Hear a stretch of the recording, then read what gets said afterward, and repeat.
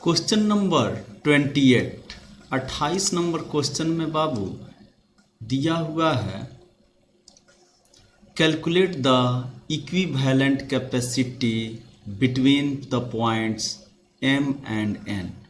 m और n के बीच, यहाँ m है और यहाँ n है, m और n के बीच में इक्विवेलेंट कैपेसिटी निकालनी है। तो जाहिर सी बात है यहाँ सॉल्यूशन लिखते हैं बाबू।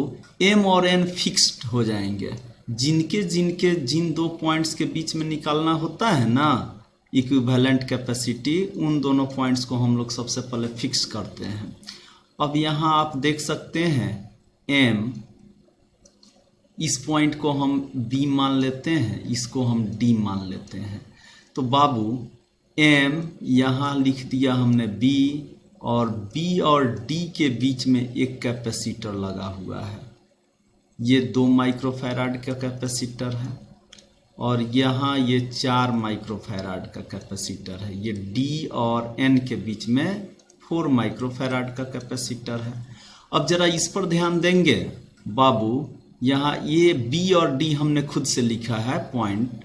अब देखिए यहाँ m और n के रेस्पेक्ट में a रिमूवेबल है, इसको आप हटा सकते हैं।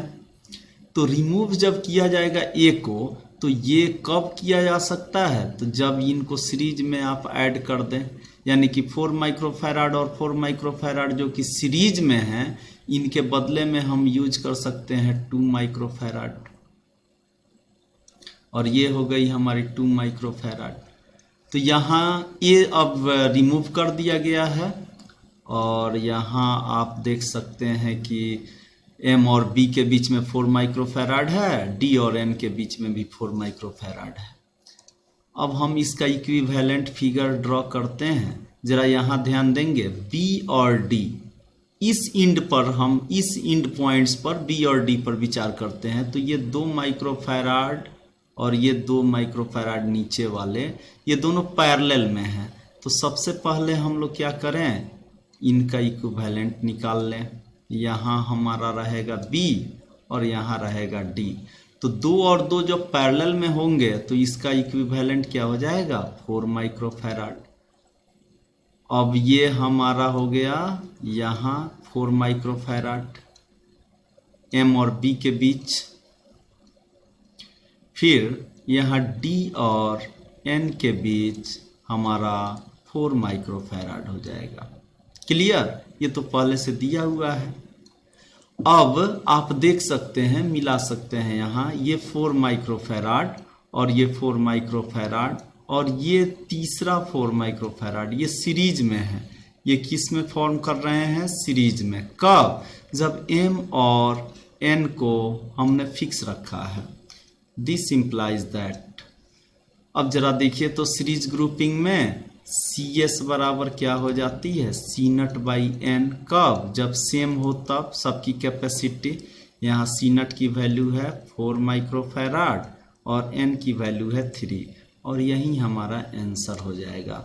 अर्थात हमने क्या किया, रिप्लेस कर दिया अब m और n के बीच में जितने भी कैपेसिटर्स थे उनको एक सिंगल कैपेसिटर से, जिसकी कैपेसिटी C बराबर 4 माइक्रोफैराड बाई 3, और यही आपकी क्या हो जाएगी, आंसर। फिर से देख लीजिए। सबसे पहले तो हम A को रिमूव करेंगे। A को रिमूव करने के लिए हमको 4 माइक्रोफैराड के 2 कैपेसिटर्स का सीरीज लेना होगा। सीरीज में हमारा आ गया यहाँ 2 माइक्रोफैराड। B और D के बीच में ऊपर में आ गया 2 माइक्रोफैराड, नीचे में आ गया फिर 2 माइक्रोफैराड। अब ये दोनों पैरेलल हो गए। B और D के बीच में 2 माइक्रोफैराड के कैपेसिटर्स जो हैं वो पैरेलल हो जाने के कारण 4 माइक्रोफैराड हो गए। और ये पहले से M और B के बीच में 4 माइक्रोफैराड यहाँ दिया हुआ था। फिर D और N के बीच में भी 4 माइक्रोफैराड दिया हुआ था। इस तरह से हम देखते हैं कि ये तीनों सीरीज में आ गए, और सीरीज में हम जानते हैं कि C0 बाई n होती है। कब? जब इक्वल कैपेसिटी हो सबकी तब। क्लियर?